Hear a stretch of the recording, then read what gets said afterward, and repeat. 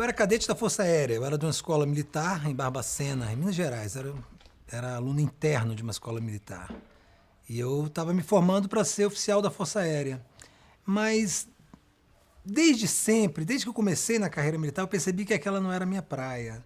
Né? Eu tinha uma visão muito, digamos assim, muito larga sobre todos os conceitos. Mesmo na época eu era muito jovem, mas mesmo assim eu vi o mundo de uma maneira muito diferente. Ainda era o final da ditadura militar e nós sofríamos um processo de doutrinamento já bastante obsoleto, mas ainda muito poderoso. E aquilo não me agradava. Eu gostava muito de escrever, ganhava esses concursos de conto, de poesia e tal.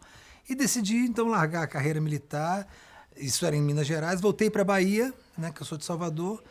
Fiz vestibular, entrei para a Universidade Federal da Bahia e comecei a cursar jornalismo. Então, a partir daquele momento, eu já me considerei jornalista. Até o primeiro momento que eu botei o pé numa redação, que foi na Tribuna da Bahia, em 1986. É um jornal que ainda existe em Salvador. E naquele momento que eu entrei numa redação, que eu vi aquela barulhada de máquina, ainda era máquina de escrever, e aquelas pessoas alucinadas, né? Aquele cigarro pairando sobre a redação, se fumava ainda dentro das redações. Então, toda aquela balbúrdia, todo aquele ambiente caótico, intelectualmente caótico também, tudo aquilo me agradou profundamente. Naquele instante eu falei, não, eu vou ser jornalista. Eu acho que é a única coisa que realmente quero ser. E até hoje, 26 anos depois, eu continuo acordando e dormindo jornalista.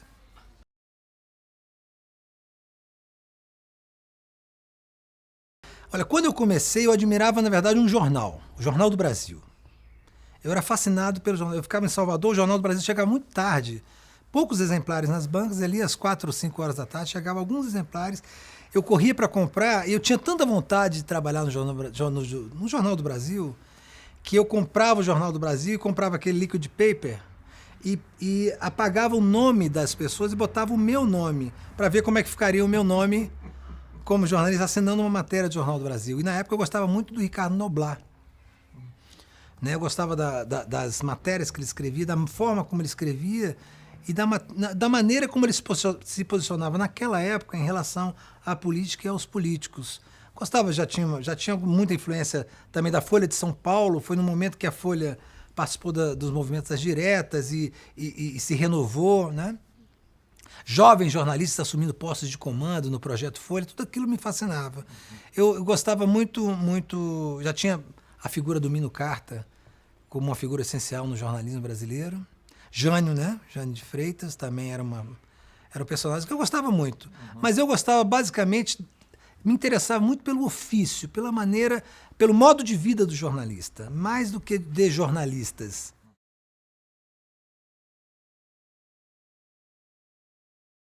Eu achava muito interessante você sair de casa e, de certa forma, entrar na vida dos outros, no mundo dos outros, para que esses outros possam compreender o mundo onde vivem. Porque eu acho que esse é o trabalho fundamental de qualquer jornalista em qualquer tempo, que é de decodificar o drama humano. É você perceber o drama humano com um olhar que os humanos normalmente não têm, de tal maneira que as pessoas entendam o mundo onde vivem. Por isso que qualquer ruído, qualquer interferência nesse processo, ele é altamente danoso, não apenas para o jornalismo, para o ofício, mas para aquilo a que se propõe o jornalismo, né? Que é decodificar o drama humano, decodificar o mundo, para que as pessoas entendam o mundo onde vivem. Nos últimos tempos, boa parte da desconstrução do jornalismo no Brasil, sobretudo, diz respeito à forma como isso vem sendo ultrajado. Nós perdemos um pouco, nós perdemos muito, e tem uma geração que está perdendo muito mais do que a minha, o senso da função social do jornalista, de como nossa profissão é muito nobre, uma profissão muito antiga e muito nobre, porque nós proporcionamos às pessoas a compreensão da sociedade, né, e do mundo onde elas vivem. E para isso nós temos que desenvolver uma linguagem muito específica, que é a linguagem jornalística. Ou seja, nós vamos atrás, né, apuramos uma série de coisas, falamos com pessoas, fazemos entrevistas, lemos documentos, né, observamos muitas coisas, formamos um bolo de coisas e transformamos isso numa linha muito tênue, ao mesmo tempo muito simples e ao mesmo tempo muito complexa, que é a linguagem jornalística. Por isso, inclusive, que eu sou um defensor de que somente jornalistas podem fazer isso. Não se deve nunca confundir comunicador Comunicadores somos todos nós. Mas existem vários tipos de comunicação com atividade jornalística. Comunicação é a atividade genérica. Nós somos atividade específica. Nós transformamos, né, o cotidiano, as coisas, numa linguagem específica que vai chegar a um cidadão lá na ponta que vai poder compreender o mundo onde ele vive graças à nossa intervenção. Esse, então, é um trabalho muito nobre. E é um trabalho baseado, basicamente, na solidariedade. Nós somos trabalhadores solidários. E agora com a internet, agora não, já há algum tempo, a partir da internet, das redes sociais, nós temos uma chance de melhorar isso, transformando a atividade jornalística numa atividade de construção coletiva. Eu, por exemplo, hoje trabalho muito utilizando, me contactando com as redes sociais, não só para ter retorno do que eu faço, mas para captar pautas. Muita gente me escreve no Brasil inteiro. Olha, Leandro, eu moro aqui no interior da Bahia e o prefeito da minha cidade está fazendo isso, isso, isso. Olha, eu sou funcionário do Banco do Brasil e tenho fazendo... Então, eu sou militar, mas está acontecendo isso no meu quartel. Então, eu recebo essas pautas, naturalmente, checo as informações e transformo em notícia. Processo a informação e transformo em notícia. Esse processamento da informação em notícia é o nosso ouro, é a nossa atividade elementar, mas é nossa, de nós jornalistas.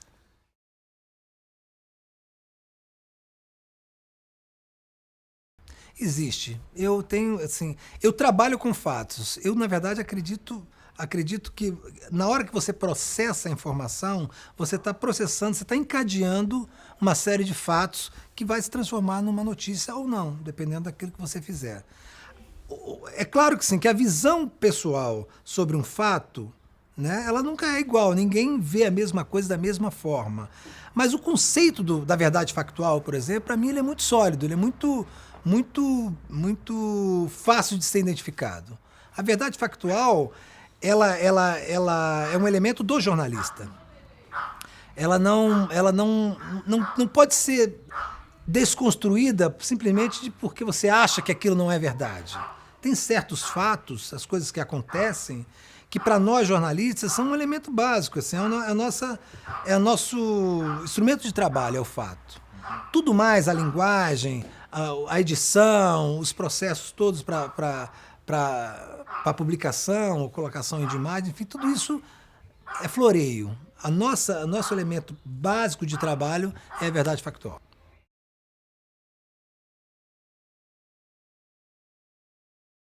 Eu normalmente vou atrás da notícia. Eu ainda sou de uma geração de jornalistas que gosta de ir atrás da notícia. Mas hoje em dia, com essas facilidades da internet, sobretudo com a minha inserção nas redes sociais, eu uso muito as redes sociais. Eu acredito muito nas redes sociais hoje como um elemento de trabalho de qualquer jornalista. Então me chegam muitas notícias. Muitas pessoas me procuram. Claro, é o resultado também de uma carreira de quase 30 anos. Muita gente me procura para passar matéria. Muita gente até demais às vezes, porque meu tempo é um pouco limitado, eu não posso atender a todos. Mas eu sempre faço questão de também procurar informação, né? Tem alguns temas sobre os quais, por exemplo, eu faço questão de me debruçar. Os movimentos sociais. Eu sempre estou correndo atrás para saber o que está acontecendo, porque existe no Brasil, como existe no mundo, mas assim, na realidade brasileira isso é um fato, de que muitos assuntos são interditados pela mídia. A luta no campo, por exemplo, é um assunto interditado pela mídia. Ele só entra na mídia brasileira, em geral, para ser demonizado e criminalizado. Então, eu, como jornalista, sei que tem uma informação por detrás disso que ninguém dá. E me interessa. Porque que é? Qual é o conceito mais difundido sobre notícia? Notícia é tudo aquilo que alguém em algum lugar quer manter escondido. O resto é propaganda.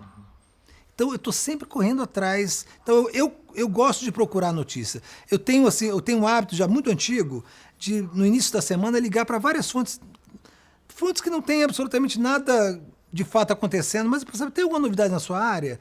E aquele projeto que você fez, um parlamentar, um senador, um deputado, um funcionário do ministério, um policial militar, um policial federal, um advogado, um procurador. Às vezes a pessoa não sabe que tem uma notícia na mão. Ela precisa de um jornalista para dizer, pô, isso que você tem na mão é uma super notícia. Fala, se tem acontecido alguma coisa na tua área, nada, não. Só porque pegaram aqui uns vereadores aí no interior do Ceará, estavam vendendo pedras preciosas para o estrangeiro. Pô, você tem uma super notícia na mão. Mas o cara não percebe isso.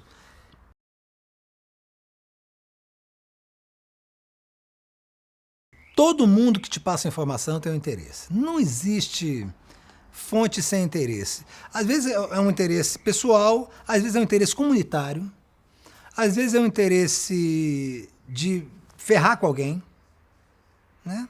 O que você precisa fazer, o que o bom jornalista faz, é filtrar esses interesses. É saber se o interesse de quem passa ele é convergente com o interesse público. Se aquilo tem uma vocação jornalística, se aquilo tem pertinência jornalística, se aquilo é uma notícia que vai interessar ao público e não uma ação individual para se promover ou para assassinar a reputação de alguém. Esse é assim, se você não faz esse filtro, você se torna cúmplice de uma fonte calhorda, por exemplo. Você tem que fazer esse filtro. Eu faço esse filtro naturalmente. Já é uma coisa que você, depois de um tempo de trabalho, depois de alguns anos de profissão, você já percebe qual é o interesse daquela fonte. Mas isso não é um problema, né? Eu acho que o mais importante na relação com a fonte é você determinar que essa relação é estritamente profissional. Eu não tenho amigos fontes. Não tenho amigos. E olha que eu estou nessa praia há muitos anos. Então eu não frequento a casa de fontes, nem elas frequentam a minha casa, né? Eu não me confraternizo com fontes. Assim, tem fontes que eu tenho com eles, por exemplo, fontes da Polícia Federal, que eu cubro há muitos anos, de 20 anos, mas não somos amigos. Né? Temos respeito, nos tratamos, temos a camaradagem, mas não somos amigos. Eu assim, não sou amigo de fonte e recomendo que fontes não sejam amigos de jornalistas. Porque assim, tem uma coisa engraçada, as pessoas imaginam, é porque todo mundo acha que pode falar de jornalismo, todo mundo tem opinião sobre jornalismo. Todo mundo tem uma opinião se o jornalista deve ter ou não diploma, se o jornalista deve fazer isso ou aquilo, se é certo o jornalista dizer aquilo. Se as pessoas não entendem que o jornalista é um trabalhador como outro qualquer. As pessoas às vezes não entendem que o jornalista, apesar de teses em contrário, fazem parte do gênero humano. Eu às vezes saio de casa para fazer uma matéria e não estou bem-humorado. Eu tive um problema em casa, com minha mulher, com meus filhos, ou estou com um problema de saúde, ou estou simplesmente mal-humorado. E assim, naquele dia a minha relação com as fontes é outra. Como eu estabeleci uma relação profissional, a interferência disso é mínima. E o jornalista, quando ele sai de casa, ele não sai para fazer amigos. Eu já tenho os meus amigos. O motorista de ônibus, quando ele pega o ônibus de manhã para ir trabalhar até de noite, ele não está ali fazendo amigos, ele está dirigindo. A mesma coisa é o jornalista. Então, quando eu estou conversando numa entrevista, eu não estou fazendo amigos, eu não estou preocupado em ser amigo de ninguém. Eu estou preocupado em cumprir aquela missão que eu tenho, que é de quê? De decifrar aquele drama humano em menor ou maior escala e transformar aquilo numa informação que possa ser interpretada por qualquer pessoa. Então, a fonte, para mim, é um instrumento de trabalho. A minha relação com ela é extremamente profissional. Então, eu estabeleço sempre um limite muito claro. E quando você estabelece esse limite, naturalmente a fonte se constrange em querer fazer algo mais do que só lhe passar a informação.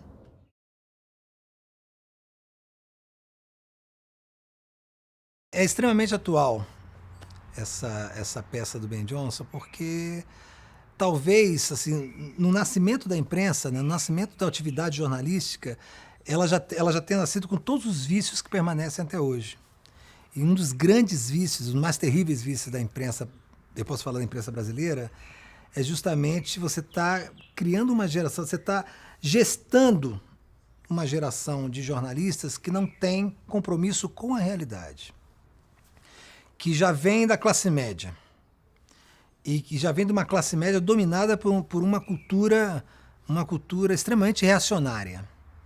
Essa geração está sendo filtrada nas grandes corporações de mídia, através daqueles cursinhos de trainee, né, que eu chamo de cursinhos de monstrinhos corporativos. Então, esse doutrinamento, onde você acaba enaltecendo mais os vícios do que as qualidades da profissão, está gerando um mau momento de jornalismo que tem muito a ver com as críticas que eram feitas no nascimento da atividade.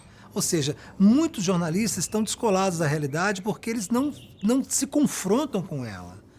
Não vão ao campo, não vão conversar com as pessoas, não vão entender o drama das pessoas, não vão comer com elas, não vão sentar na mesa com elas, não vão andar com elas, não entram na casa delas. eles falam sobre elas como se fossem uns elementos, como se fossem estrelas, né? Como se fossem astrônomos estudando os astros. E não é verdade. O tratamento com as pessoas, o contato com agentes, é fundamental para a formação do jornalista, não apenas para o processamento da notícia, não. É para você se tornar um jornalista de verdade, você tem que entrar. Por isso que eu sempre falo, tem duas coisas que o jornalista não pode ser. Uma é preguiçoso, porque essa é uma profissão trabalhosa por natureza, né? Essencialmente trabalhosa, com expedientes malucos, enfim, nós trabalhamos muito, nós jornalistas. E outra que você não pode ser tímido, porque a timidez te impede de fazer uma coisa fundamental na atividade jornalística, que é de entrar, de conversar, de falar, de fazer perguntas, de questionar. Então, nós temos então hoje um problema grave na formação do jornalista depois, durante a atividade do jornalista, sobretudo uma geração mais nova, que é o descolamento com a realidade.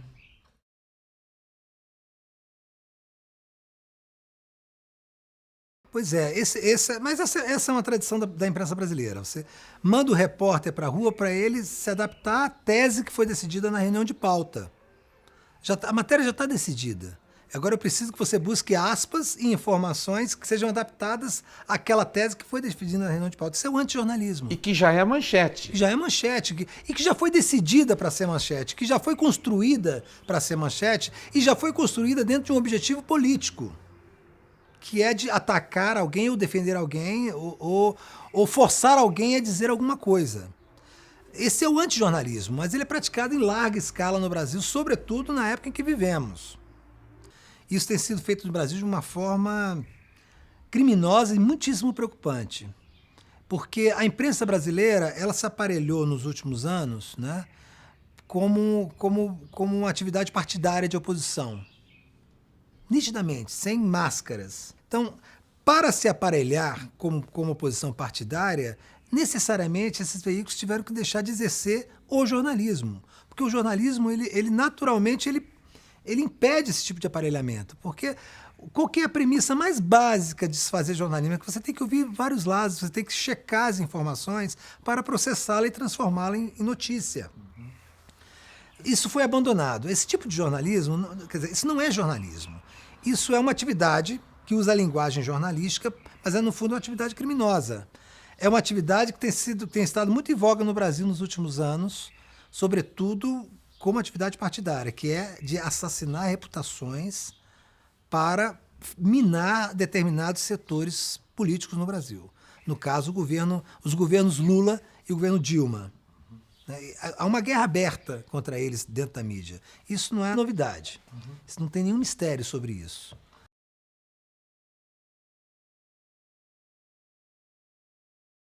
Até então, todos os outros governos eram controlados ideologicamente. Esses grupos viviam numa permanente zona de conforto. Não havia surpresas. Com esses governos, né, e esse é um fenômeno muito da América Latina hoje, você vê na Argentina, no Equador, na Bolívia, na Venezuela, são todos demonizados pelas mídias em seus países da mesmíssima forma como é feito no Brasil. Em alguns casos, de forma mais grave. Mas no Brasil se repete o mesmo modelo e a mesma fórmula. Assim, como não são governos escolhidos por esses grupos, eles não têm segurança do controle ideológico, não sabem o que pode acontecer. Eles são sujeitos a surpresas. E são sujeitos também a ter que noticiar ações governamentais que não se coadunam com a ideologia deles, né? A mídia brasileira é de direita, está formando jornalistas de direita, está se tornando um ambiente de direita, um ambiente extremamente reacionário, e não se adequa de jeito nenhum aos anseios da população que vota. Não conseguem eleger a três governos os seus candidatos. Então, assim, não haverá jamais. Assim, é impressionante como ainda tem gente dentro dos governos, dentro dos setores progressistas da sociedade brasileira, que acredita que possa haver uma conciliação entre a mídia brasileira e os interesses populares. Não vai haver jamais. Eles não se coadunam, eles não fazem parte do mesmo universo.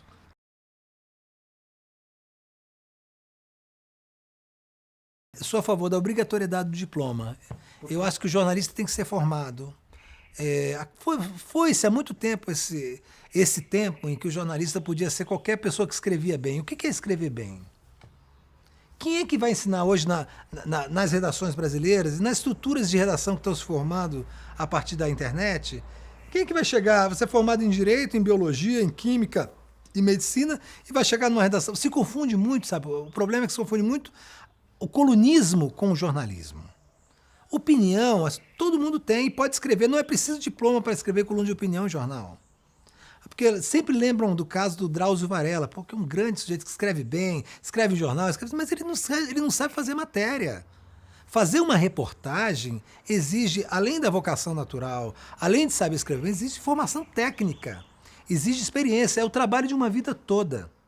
Você só se torna um bom repórter depois de muitos anos trabalhando como repórter, mas você tem que ter se formado para isso, você tem que ter o conhecimento técnico para isso, você tem que ter estudado não apenas a maneira de escrever, você tem que ter a história do jornalismo, teoria de comunicação social, você tem que ter uma visão geral do estudo do jornalismo num ambiente acadêmico para depois começar a trabalhar. Não é qualquer um que pode ser jornalista. A minha briga é essa, não é qualquer um que pode ser jornalista. Você tem que se formar em jornalismo. Então a questão do diploma não é o canudo, não é o papel. É que aquilo é resultado de um processo de formação que se estende pela vida toda.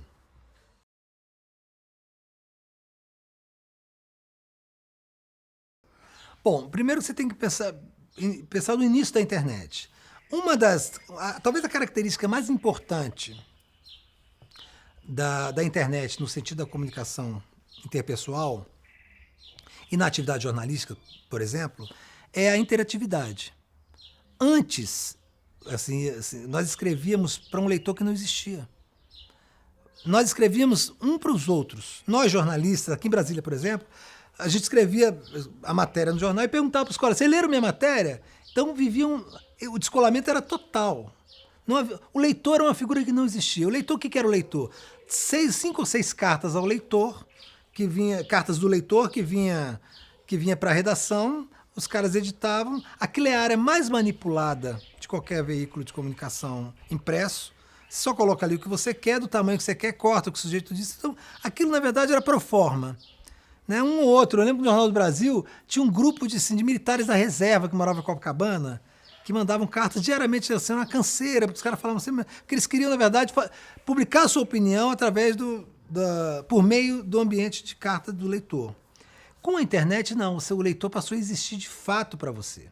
Ele passou a mandar mensagens na sua caixa de mensagens. Ele passou a te criticar publicamente. Com as redes sociais, isso passou a ser público de verdade. Eu escrevo uma matéria na Carta Capital, por exemplo, e meus 5 mil pessoas que me seguem no Facebook, vários comentam a matéria, uns criticam, outros elogiam, outros dão sugestão. Então você passou a ter uma relação realmente próxima.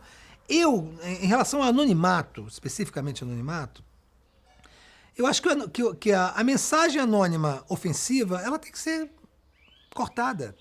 Para isso que existe a mediação. Tem que ter mediação, porque aquilo não pode ser uma fossa, onde os psicopatas convivem com as pessoas normais e escrevem o que querem. Não pode, tem que ter. Agora, uma mediação democrática, uma mediação profissional. Assim, não é a mediação eu só coloco quem me elogia. Na hora que eu coloco um post numa rede social, num blog, no Facebook, enfim, no Twitter, eu tenho que aceitar a crítica. É um direito de quem te lê criticá-lo, a favor ou contra. Porque, assim, uma das vantagens da internet, talvez a grande vantagem da internet, é que você está ouvindo as pessoas sobre aquilo que você escreveu. Eu faço questão, por exemplo, de ouvi-las. Eu acho que você vê que os jornais correm esse risco sabendo que sofrem mais do que gozam. Se você pega os veículos de comunicação maiores, as interfaces online deles, os comentários, tem muita crítica àquilo que está sendo escrito. E eles deixam lá, porque se você cortar, você está destruindo um mecanismo que na verdade, serve de seduz as pessoas para o ambiente da internet. Ou seja, eu também estou dando a minha opinião. Você está escutando o que eu estou te dizendo. Eu sou a favor. Acho que o anonimato, para mim, não é um problema na internet. Eu insulto, sim. O anonimato, não.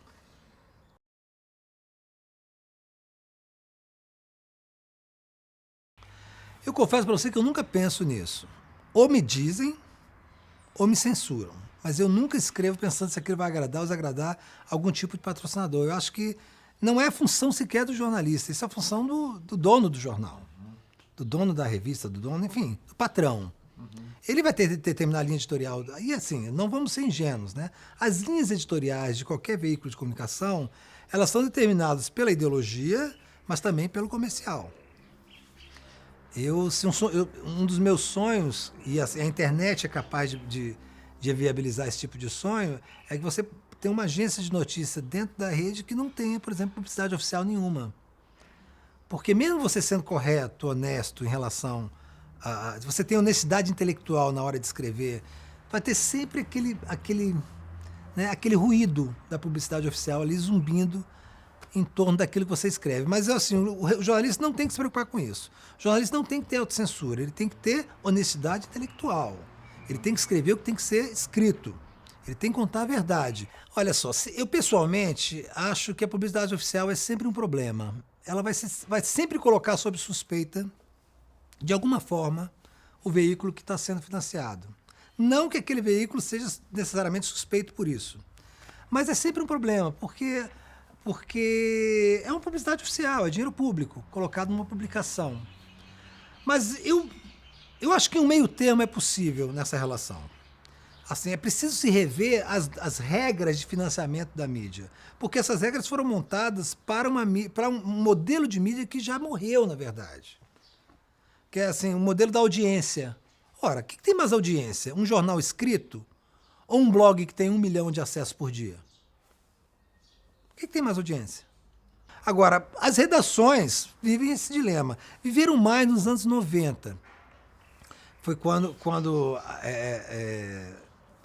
as diretorias comerciais passaram a impor as pautas nas redações por conta das crises financeiras dos veículos. Se você fizer um estudo básico do jornalismo brasileiro nos anos 90, você vai ver que as redações foram se enxugando assim, de maneira temerária, e o controle do departamento comercial sobre a redação passou a ser maior. Por quê? Por uma questão de sobrevivência empresarial.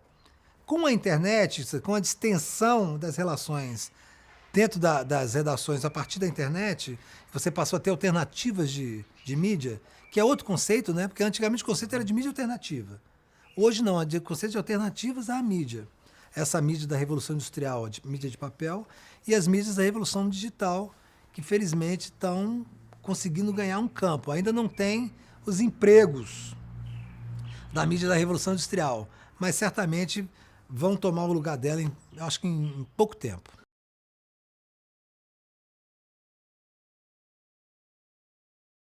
Assim, você pega um ambiente de internet, um blog, por exemplo, uma plataforma qualquer, aquilo tem um acesso de 1 milhão num dia. Só que os posts, as informações são replicados em outros blogs. Há uma disseminação exponencial de informação que a gente não tem exatamente a noção do tamanho. Qual é a maior audiência? Porque, por exemplo, tem uma lei que obriga que se você perder o seu seu diploma universitário, você tem que publicar durante 3 dias num jornal impresso. Um dos requisitos para você conseguir outro, você tem que publicar. Isso faz algum sentido? Primeiro que o jornal impresso, assim, as pessoas, os quarentões para cima, continuam lendo, mas as novas gerações não têm nenhum contato físico com o jornal impresso. Aquele papel, aquela sujeira nas mãos, aquela desordem, né? Os jornais de papel, eles já acabaram, na verdade. Eles sobrevivem porque eles são parte de um negócio que é muito complicado para ser desmontado. São negócios seculares. Prensas e caminhões. Prensas, caminhões de distribuições, empregados, né? Modelos de gestão, tudo isso está sendo desconstruído aos poucos, porque são modelos de negócios e modelos de controle político também muito arraigados. É sempre impressionante ver, por exemplo, como a repercussão de matérias de jornal escrito são fortes dentro do Congresso Nacional. Assim, não tem nada a ver com a realidade fora do Congresso. As pessoas veem a internet. Elas acessam de manhã. Eu, particularmente, não leio o jornal de papel há muitos anos. Não toco.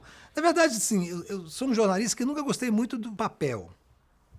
Quando surgiu a internet, eu percebi que aquele era o meu momento. Não, esse é o lugar que eu gosto, porque assim, não preciso ler um jornal.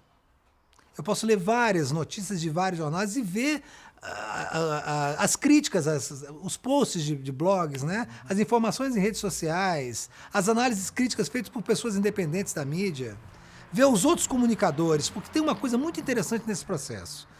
Com o surgimento da internet, nós jornalistas perdemos a intermediação exclusiva da informação. Antigamente, o cidadão comum só sabia o que estava acontecendo pelas mãos de um jornalista. De repente, você passou um caminhão pelo meio, que foi a internet, e as pessoas passaram a se informar de outra forma, passaram a ter mais informação sem a intermediação exclusiva. Isso é bom para nós jornalistas também, porque nós não mexemos só com informação.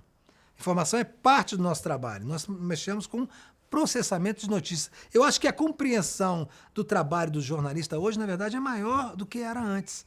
Porque hoje se sabe exatamente o que a gente faz. Você colocar uma informação na internet, qualquer uma, está pegando fogo aqui no supermercado do meu bairro, isso não é jornalismo.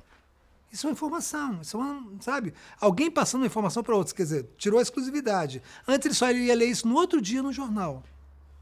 Mas quem vai lá no incêndio e vai descobrir o que aconteceu, e aí sim produzir uma notícia, somos nós jornalistas.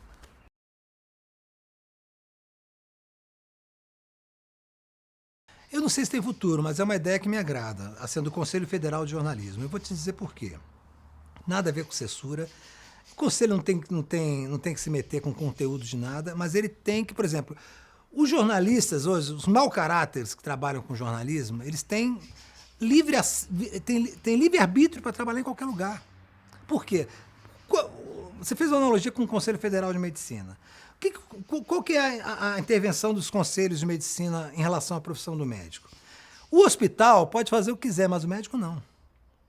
O médico, não pode, um médico hoje no Brasil não pode fazer aborto. Se ele fizer, o Conselho Federal de Medicina vai cassar o diploma dele. O hospital onde ele trabalha, que deixou, ele vai responder a outros processos, não tem nada a ver com medicina, é questão administrativa. A mesma coisa é um veículo de comunicação. Ele é uma empresa privada, ele pode fazer mau jornalismo. Ele pode mentir, ele pode assassinar a reputação, ele pode fazer o que ele quiser. Mas o jornalista não. O jornalista não pode mentir. O jornalista não pode assassinar a reputação. O jornalista não pode falsear. O jornalista não pode manipular. Mas ninguém controla isso. Pô, você tem, na CPI do Cachoeira, nós tivemos uma implicação enorme com um jornalista da revista Veja, por exemplo, e ele sequer foi... Quer dizer, as forças políticas impediram que ele sequer fosse convocado a depor, para explicar o que estava fazendo. Quer dizer, há uma blindagem absurda em relação ao mau jornalismo.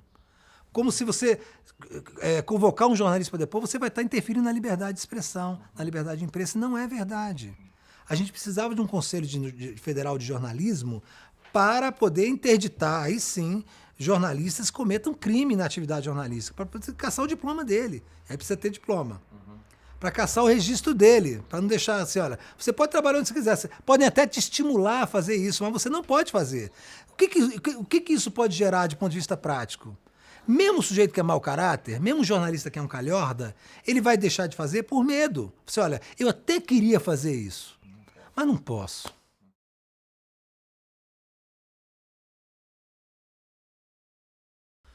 Eu já fui a favor, mas assim, como a gente só teve uma única experiência, que foi na Folha de São Paulo, e o ombudsman hoje está completamente submetido aos interesses da empresa, para mim é uma experiência que não tem mais nenhum sentido.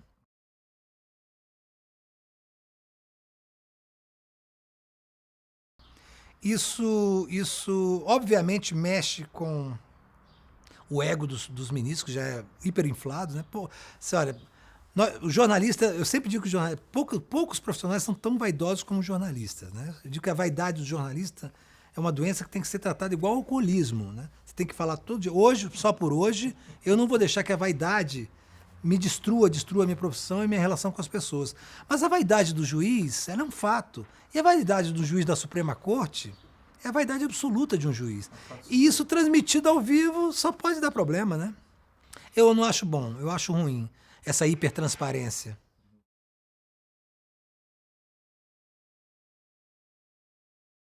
Olha, eu sou ateu, a minha religião é off. A única religião que eu tenho é off. Se uma fonte me fala isso é off, não será publicado. Agora, eu tenho uma relação com off muito profissional. Por exemplo, eu não publico off. Eu não aceito off como uma imposição de um covarde, de uma fonte covarde. Eu vou te contar uma coisa, mas isso é em off. Mas ele quer que eu publique. Por quê? Porque ele quer ferrar alguém ou ele quer se expressar sem que saiba o que é ele que está dizendo. A imprensa brasileira é pródiga nisso. Fulano de tal, Lula, sair de matéria em off dizendo que ele era bêbado.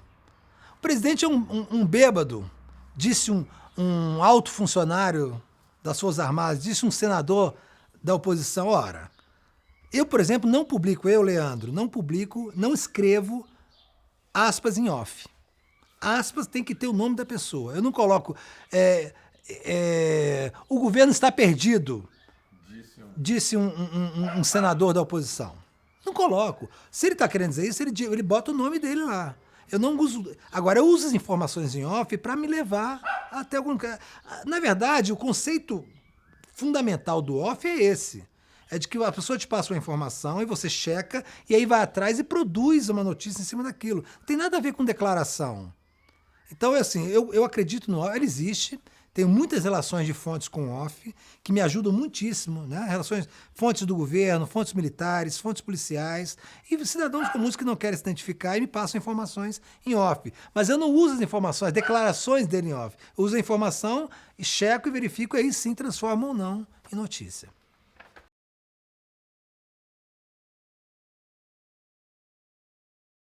É uma profissão do presente, sempre. Assim, ela não há eu não vejo eu não coloco em perspectiva se é uma profissão que vai deixar ou não de existir. Ela é tão necessária, ela é tão absurdamente necessária, que eu não vejo como ela possa deixar de existir. O mundo sempre vai precisar de pessoas que sejam capazes, por vocação, por formação técnica e por função social, de decifrar o drama humano e entregá-lo de bandeja, generosamente, para que as pessoas possam entender o mundo onde vivem. Eu acho que essa profissão é muito nobre para acabar.